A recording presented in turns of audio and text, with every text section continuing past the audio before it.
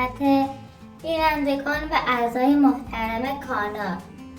خیلی خوش آمدید به این ویدیو جدید.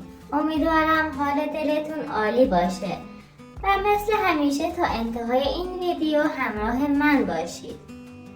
جدیداً رنگ موها رو تغییر دادم و ممکنه براتون سوال پیش اومده باشه و من برای تغییر رنگ مشکی رو انتخاب کردم و در ادامه با ما همراه باشید تا واقعیت کانال ها رو با هم بررسی کنیم. موضوعی که هم به زندگی روزمره مربوطه، هم در شرایط اقتصادی و قیمت دلار که روز به روز داره افزایش پیدا میکنه. حتما در کانال دوم ما عضو شوید. و امروز هم در مورد داستان جمشید خان که این روزها خیلی دنبال ماجرای او هستیم صحبت میکنیم. چون در آنها درباره خیلی از کانال هایی که دنبال حقیقتشان بودن صحبت کردم. واقعیت را بدون سانسور توضیح دادم و واقعیت ها را باید بدانید. قبل از اینکه وارد بخش اصلی بشیم یادتون نره در کانال دوم هم عضو بشید. اونجا زندگی روزمره، اتفاقات واقعی و پشت صحنه ها رو منتشر میکنم.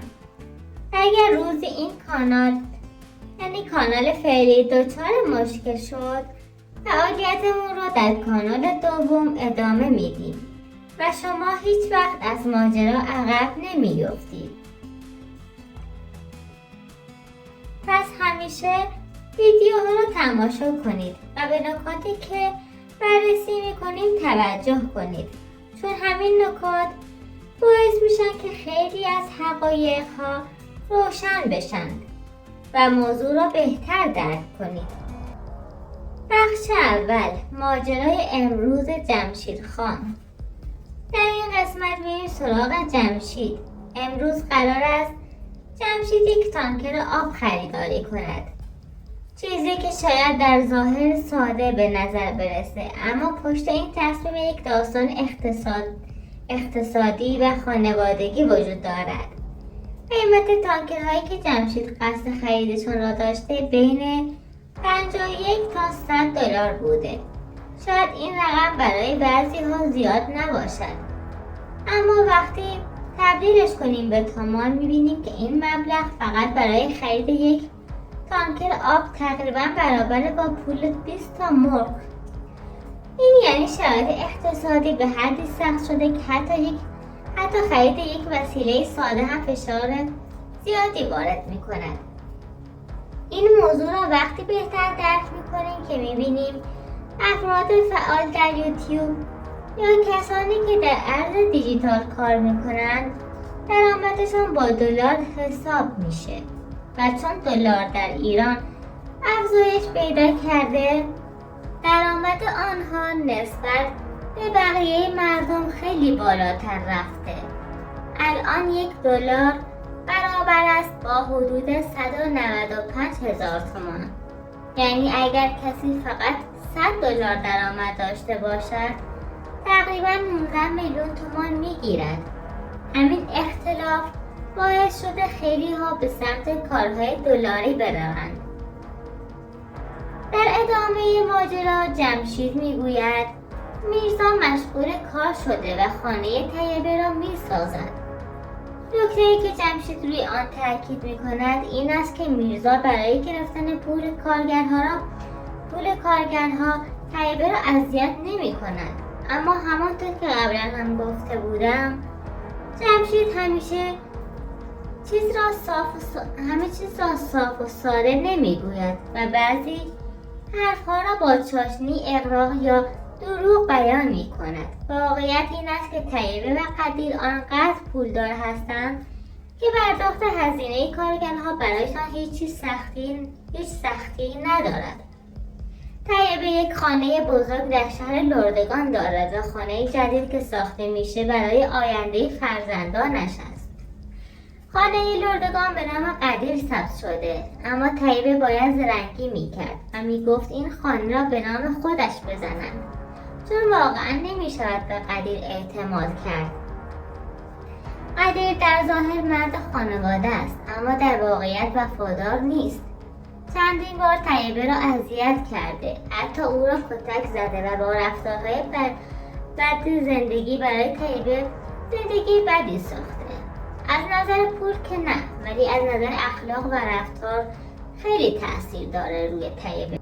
طیبه سالها تحمل کرده، برای بچه‌ها جنگیده و با وجود تمام سختی‌ها هنوز کنار قدیر زندگی می‌کند تا خانواده از هم نپاشد.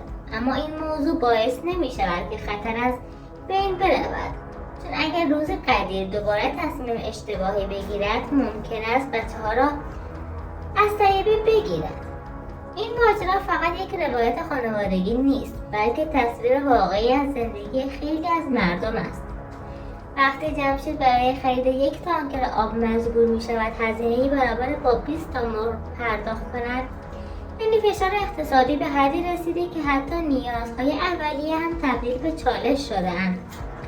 وقتی طیبه مجبور است با مردی زندگی کند که بارها او را اذیت کرده، یعنی هنوز خیلی از زنان درگیر خشونت خانگی هستند و به خاطر بچه‌ها، آبرو یا نبود حمایت مجبورند سکوت کنند. این داستان‌ها واقعی‌اند، نه ساختگی، و ما در این کانال‌ها تلاش می‌کنیم واقعیت را بدون سانسور نشان دهیم، برخلاف کانال‌هایی که فقط ظاهر زندگی را نشان می‌دهند. و مثل همیشه ممنونم که تا این لحظه همراه ما بودید. ما هر روز یک ویدیو بررسی می‌کنیم و واقعیت‌ها را بدون ترس و تعارف افشا خواهیم کرد. خیلی ها باید حقیقت را بدانند و من هم تلاش می‌کنم که این واقعیت‌ها را روشن و واضح برای شما بازگو کنم. من از هیچ کسی نمی‌ترسم، چون کار اشتباهی انجام نداده‌ام و هدفم فقط روشنگری است. نکاتی که شاید خیلی ها از آنها بیخبر باشند.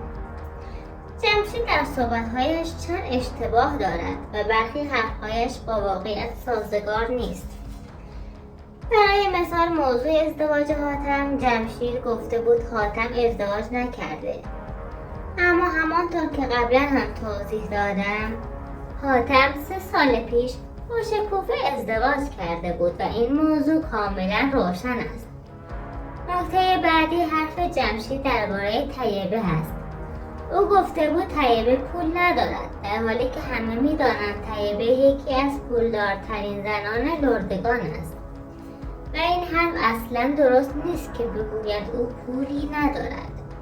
اینها مواردی هستند که باید گفته شوند تا مخاطبان بدانند که کدام حرفها واقعیت دارد و کدام فقط ادعاست. اما میرسیم به موضوع اصلی، یعنی قصد ازدواج جمشید با زینب. دختر داییش اشغال نمی شود جلویش را گرفت. این را هم همه می دانند و وقتی 2 نفر به هم علاقه‌مند باشند هیچ کسی نمی تواند مانع احساساتشان شود. اما کاش زینب دختر دایی جمشید نبود. ازدواج فامیلی مشکلات خودش را دارد و احتمال معلولیت در فرزندان را بالا می برد. این یک واقعیت علمی است و بهتر است همه خانواده ها به آن توجه کنند. عشق زیباست، اما آینده و سلامت فرزندان هم مهم است و باید حتما به این موضوع مهم دقت کنند و بهتر برای یک ازدواج تصمیم بگیرند. خطر بیماری های مادرزادی در ازدواج غیر فامیلی حدود 2 تا 3% است. در ازدواج فامیلی مثلا پسر عمو، دختر عمو این خطر 2 تا 4% بیشتر می شود و مجموعاً به حدود 6% می رسد. در یک مطالعه روی 9600 نوزاد، ناهنجاری های مادرزادی در والدین غیر فامیل 61.66%، در والدین فامیل در والدین فامیل 4.2% گزارش شده.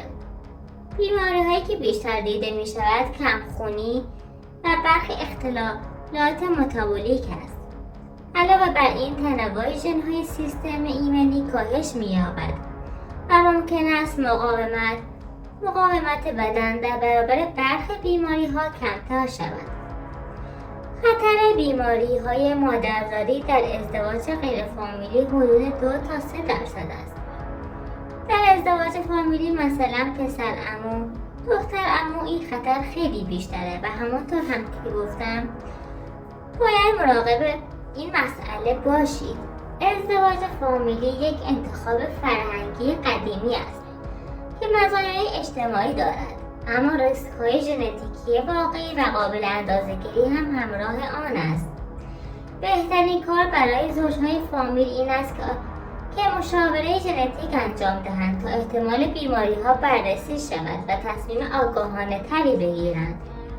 در بسیاری از کشورها مخصوصاً با افزایش سواد، شهرنشینی و آزمایش‌های ژنتیکی قبل از ازدواج، نگاه جوانها به ازدواج فامیلی تغییر کرده و کمتر شده است، اما در خاورمیانه و جنوب آسیا همچنان رایج است و بخشی از هویت فرهنگی محسوب می شود.